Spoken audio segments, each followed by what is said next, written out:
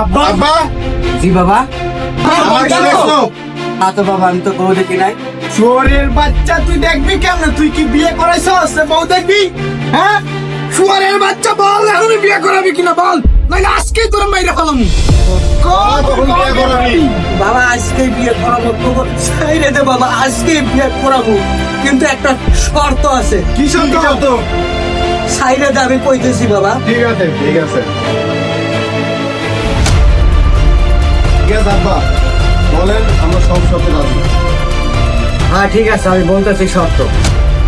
শর্ত হচ্ছে যে আমাকে সবচাইতে বেশি টাকা এনে দিতে পারবে তার বিয়েটাই আমি আগে দিব। তোমরা শর্তে রাজি আছো কিনা বলো? হ্যাঁ আমরা রাজি আছি। তাইলে যাও, তোমরা টাকা নিয়ে আসো। আচ্ছা ঠিক আছে।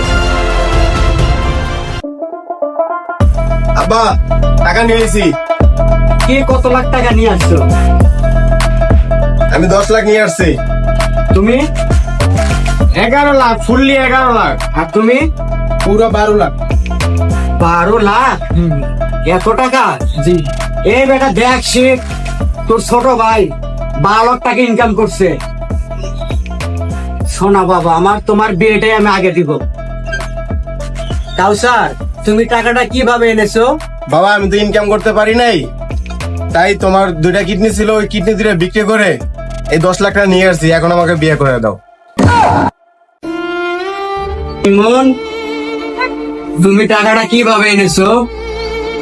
আমার কাছে কোনো চাকরিও নাই, টাকা পয়সা নাই, তাই আপনার দূরে চোখ বিক্রি কইরা 11 লাখ টাকা আনছি। এখন আপনি আমার বিয়ে করায় দেন। আমার চোখ? বাবা সাইফুল, তুমি টাকাটা কিভাবে এনেছো বাবা? বাবা তোমার তো কিছু নাই, তাই ওরা সব বিক্রি করে দিছে। এই এখন আমি তোমার জায়গা জমি বিটা আর এই দোকান সব বিক্রি করিয়া আমি এই 12 লাখ টাকা পুরো আনছি। এখন বিয়ে আমার আগে করাই দেবা। তো বাবা এবার বলো, বিয়ে করাবো না? বিয়ে শাদী পরে ঘর, আগে দোকান খালি কর।